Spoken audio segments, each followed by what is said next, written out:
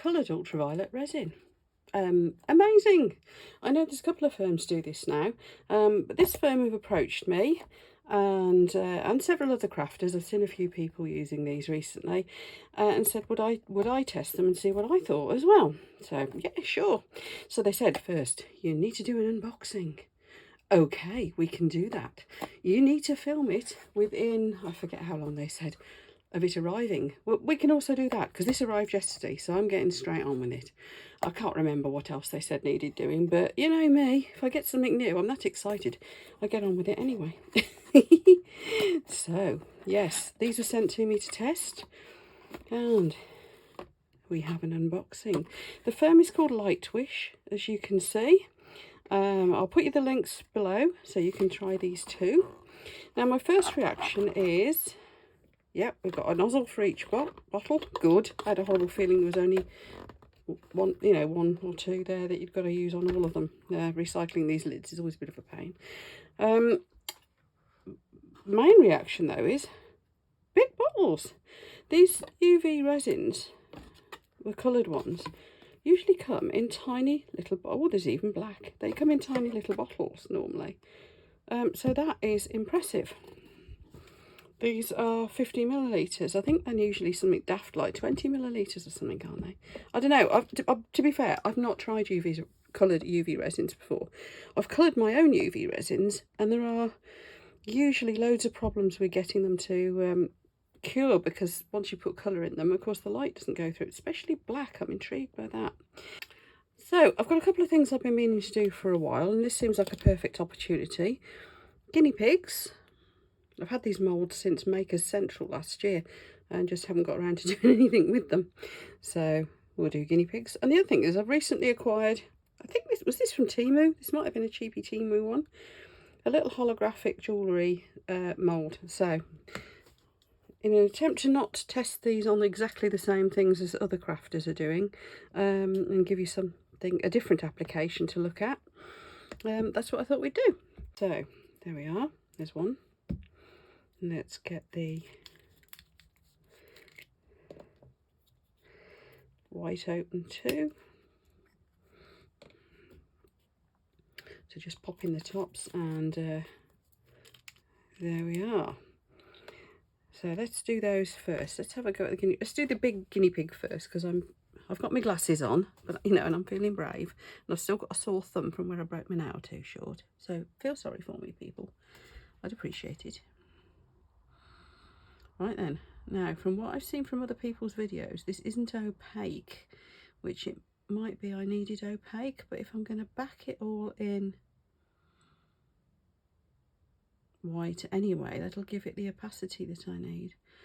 Now the nozzles, it's a normal bottle size nozzle. It could be that I'd be better off putting some in a little dish and doing this with a micro brush. I think I'll have to for the smaller moulds. Depends if I get brave and attempt those today or not. Because this one's quite big. This would be like a, I don't know, a keyring size, something like that.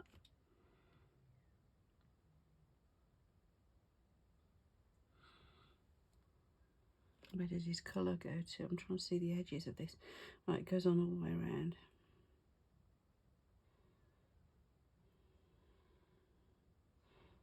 Just trying to see these little fine raised areas. I've got my UV torch at the ready. Oh, around his little feet.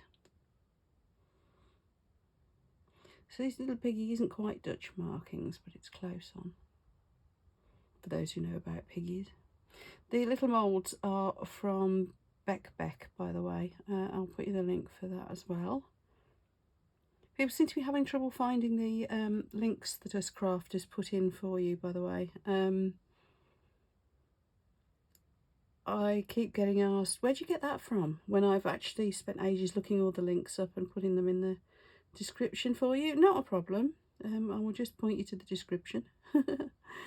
But do take a look before you go asking where did you get that from. There's a good chance I've put it in the description for you. If I haven't, just yell at me and I will. Because, you know, we're all human. I could have missed it.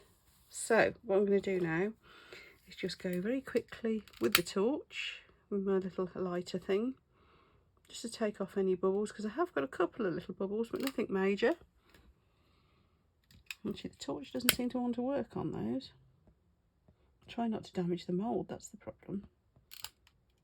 Okay, I think that's done.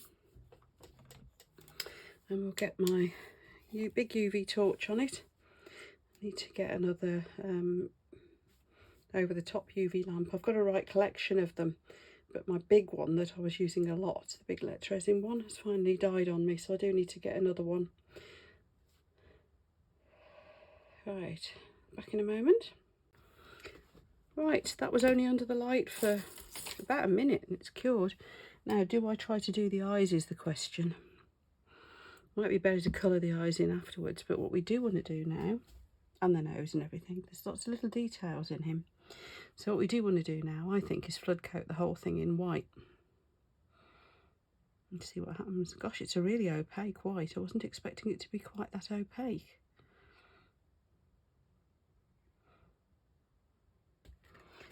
Make him nice and chunky. That shouldn't it?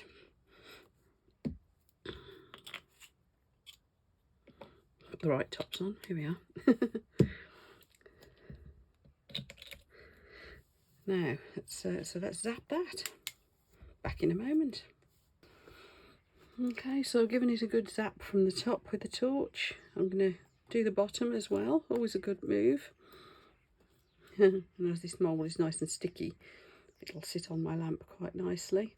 You're just making sure that you've got the ultraviolet at it from both sides. Now, if I wasn't filming, I'd have put a mirror under it as well while I was doing the top, because that will reflect some of the light back up, and then still do this as well. You've got it covered from all sides then, haven't you? You really have. And one last quick zap and we'll have a look and see what we've got. So it's had a couple of minutes from each side now, because I did want to make sure on that last. Oh, look. Look. Eyes, we need eyes. Right, alcohol pen. This is the Illustrator from Spectrum Noir. And we're just gonna colour his little eyes in. I didn't put my gloves on, did I? Oh. UV resin I don't think is dangerous. It's just if you get it on your hands and then accidentally cure it, oh my god, it hurts. So can I suggest you do wear gloves? I just got a bit too excited and kind of didn't there.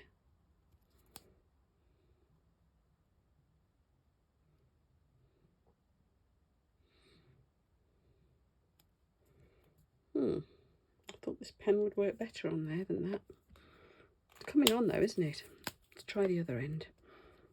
It's a brush tip the other end. Might get a bit more ink on it. This is the pen that I use for doing the centres of my dragon eyes and there we are. Dragon eyes and things, so I know it does work. There. Now, as for his little details here, not quite sure how to do those, they're so tiny. This is where I am hoping the other end of the pen works.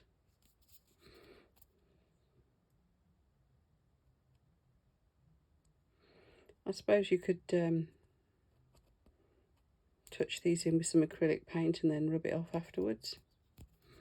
UV resin, if you want it opaque, just put the white on the back, because that colour is really, really vivid. It's lovely. Right. Let's have a go and see what happens with some holographic behind it. And I do particularly want to try the black. Now, as you can see, a holographic mould has got this shine to it. It doesn't look that impressive on the mould. What's interesting with this one is it's all around the sides as well. And actually, for a cheapy mould, that's a really nice soft silicone. Anyway, what happens is that pattern transfers onto you, whatever you've created. So first of all, let's just try each of the colours. So let's have a little blue square. Actually, I might mix it in the mould, if that makes sense. So let's go blue.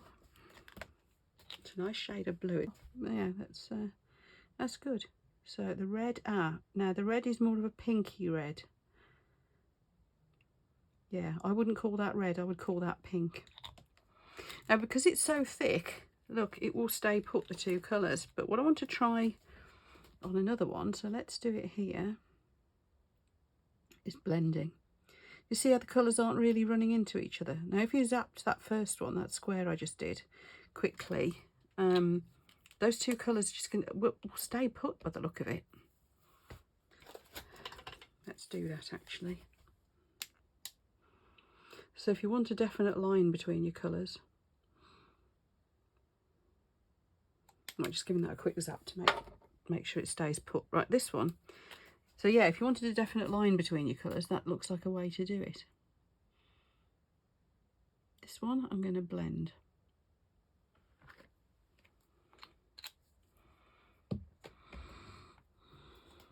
Now, I've done them quite shallow. I could have done them thicker. Let's see if we can get that purple in the middle. I was going to blend it in a little pot, but let's see if we can just do it in the mould to get like a blended purple shade. Now, as it's pink rather than red, you haven't got a yellow either, actually, have you? So they're not strictly primary colour set. I thought it was, but it's enough of a range for you to really do a lot with. You can create a lot of colours with what you've got here.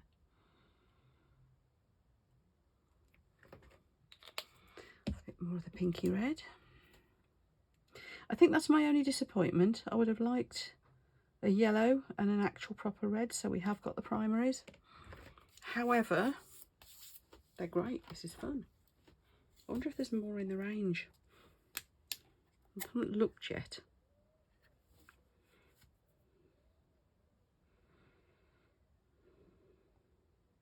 So I'm just zapping these so they stop moving, not really trying to totally cure them. Right, I'm intrigued by the black. Now black, normally I wouldn't expect it to cure at all. If you put any sort of density of colour into UV curing resin, in fact, generally it won't colour, it won't cure. So let's see now what we're going to do. Let's do this one. So how black is it? It's quite black. Gosh, that's not going to cure, surely. If this works, where I'm thinking, well, it will work, won't it? I've seen other crafters do it, so I'm spoiling the surprise here. But that is fairly opaque. Not completely. Look, you can just see where I've gone over the top of the little stopper there, for example, that it's not completely opaque. However, that is close on. Now, I'm thinking, this is where I'm going with this, is it's going to be quite good for backing things. You know how we make stuff that's got holographics on it, or then effects like the Petri effect, or all sorts of things like that, and we like to, blooms and stuff, and we like to put black on the back. And when we're using things like chameleon powders, we very often put black on the back, don't we? Now, big pieces, obviously, you're still going to go for your epoxy. But what I'm thinking is this would be a really good way to finish your smaller jewellery pieces. There we go, let's have some blobs. Now I'm going to cure those up. Back in a moment. Okay, now this one, obviously I can't do the trick of curing from the back or put a mirror under it because it's an opaque mould. And it's just occurred to me there's one colour here we haven't looked at yet, and that's the green. So let's just do that. So I'm going to have to give this quite a good lot of curing time because I'm just working from, obviously, from the one side. And how well does the light get through there? I mean, that's the big question to me. Let's do a little green star. So this is really transparent. So other than the black and white, the colours really are very transparent.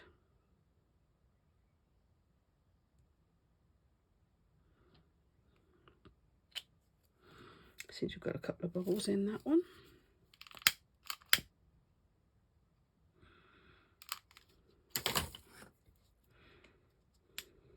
The black and white, because they're so opaque, particularly the black, I'm finding quite amazing.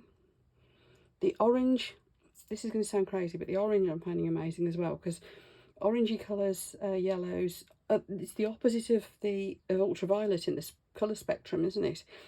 So usually I find that quite difficult to get it to cure because the ultraviolet doesn't go all the way through. However, it clearly has. Look at the piggy. So yeah, interesting one. I can definitely see a lot of uses for this. Just need to come up with some ideas. But yeah, this is what I really wanted to test here, was would it be opaque enough once I've added the white to do that? Because I knew it was transparent from watching other crafters using it. And the answer to that is yes. And can I use alcohol pens on it? Yes. Then the blendability here, and what's it going to do with the holographics? Now, I don't see any reason why it wouldn't work. Let's see. Need a bit more red in that one. You see what I mean about the red being more of a pink? Is it just because it's on a funny coloured mould? Actually, I'm going to double layer this up.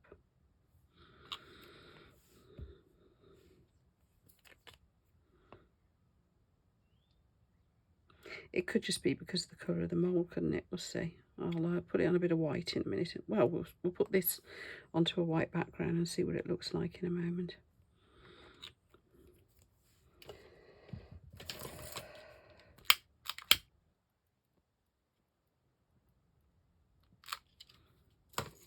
Okay, let's tap that again back in a moment.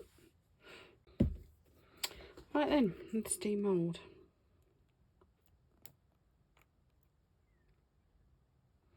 Now, that's all sticky underneath. The light hadn't gone right through. So I should have cured it for a bit longer, probably. However, same there. Right, okay, I'm seeing what's going on here. You're going to need a lot thicker layers. So, thinner layers, rather. So I'm going to just cure this off for a bit longer, because that makes sense.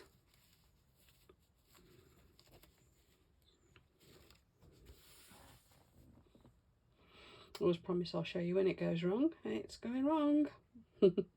Okay, let's see what's happened now. Same again. So let's try it again in a gloopy mess. So this is obviously too deep. Well, that kind of makes sense, doesn't it? Oh, I think I'll just let that cure and I'll pop it out. So let's see how thick we can put it, or how thin we need to, more to the point. The light just isn't getting through, basically. That's what it boils down to, isn't it?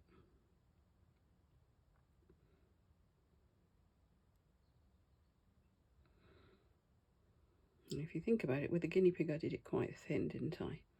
So, thin layer. Thin layer.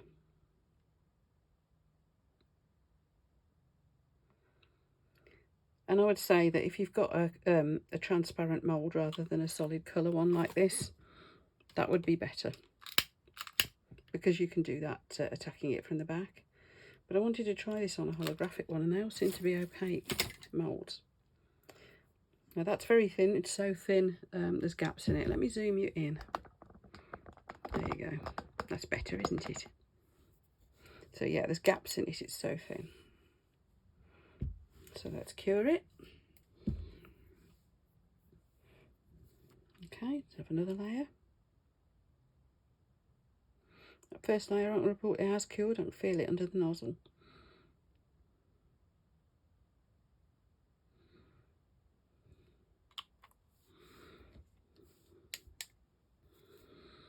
That was just a quick zap to stop it moving.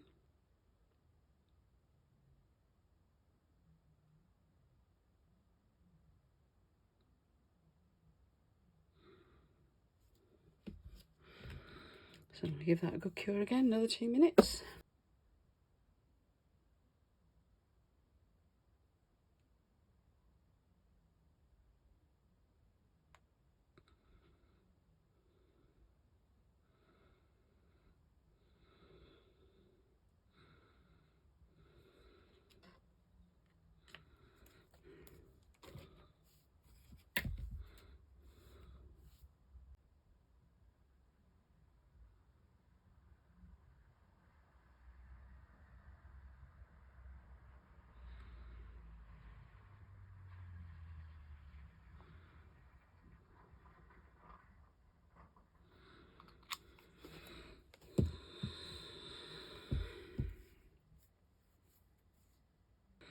So while I'm giving that its final zap,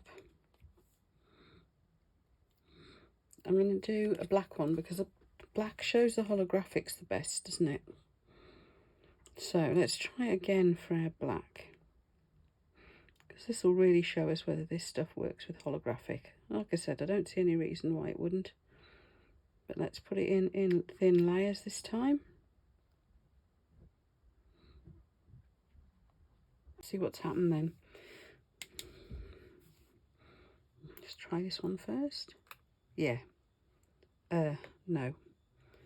So even thinner layers. I would say you get, not picking up the holographics at all, I would say you're going to have to do much, I mean, those are really thin layers. I would say you're going to have to use the clear backed, translucent moulds, because it works so fabulously with that one.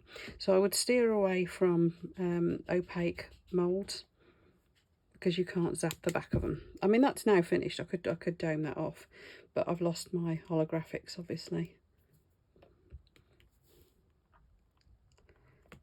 Got a bit of the holographics on that, but again, I've got bits around the edges that haven't cured. But can you see the little, get back in camera, you see the little bit of holographic in there? So yes, it would work, but see if you can find yourself translucent mould. So really, that isn't a very fair test of it, is it? But it was interesting. Let me find a perfectly normal jewellery mould. Right, let's try this. Perfectly normal jewellery mould. And I've got a couple of little holographic inlays. Now this one in particular is kind of see-through-ish, so let's see if we can do it that way. So we're going to use the black, because obviously that will show the holographic up best if this works. And we did find that in a transparent mould we could go a bit thicker. So I'm going to put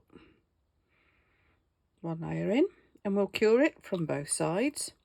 Then we'll put another layer in, because obviously I need to bring it up to the top so that you can, the holographic inlay thingy will contact the surface. So let's go and do that. Right, another 2 minutes. Okay, there we are, and let's go in with another coat. That feels like it's cured if I tap it with my nozzle.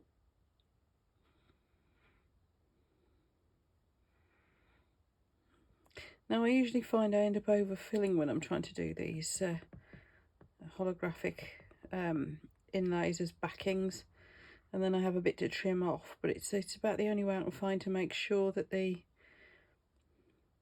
inlay makes contact properly with the resin is to overfill it a bit. So we may have some overspill. Not a problem though, of course we can trim or sand that off. I'm not going to be able to go right up to the top because there's the little stopper for the, where you'd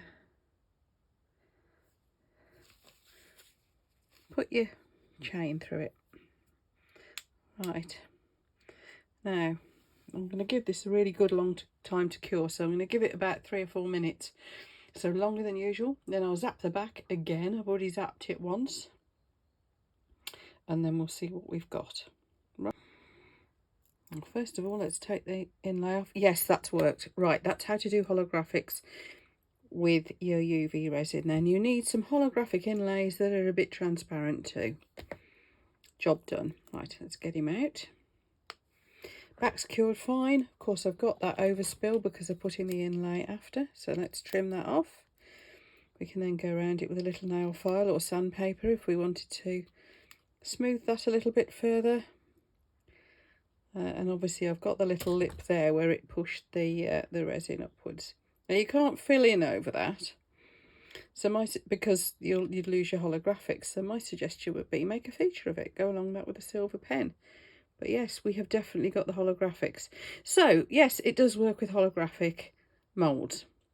You just need a transparent one. There we go. Verdicts. So we have our resins. We like them. Just to remind you again, this is the brand. And since filming the first bit, I've discovered that they actually do an 8 bottle set. This is the 6, but they do an 8 bottle set as well, which has got pink and purple in it too. So just so you know. Right, the links for it will be down below, of course, and for the little guinea pig moulds, because I think people will be asking about those. But all in all, I'm actually impressed with the stuff. I think it's rather good. And I've seen other crafters demoing it too and finding it very good as well. So I think all in all, like, it's something I'd be happy to recommend to you all. Just bear in mind that you do need to be working with those transparent moulds, unless you found a magic way of doing the thinner layers better than I have. So yeah, thumbs up for Lightwish or Lightswish. They seem to have both brand names, so it's either Lightwish like this, or it's Lightswish, which it says in their some of their website addresses and things like that. So either's correct, it seems. So if you found this helpful, please give me a thumbs up. Take care everyone, and I will see you for the next video.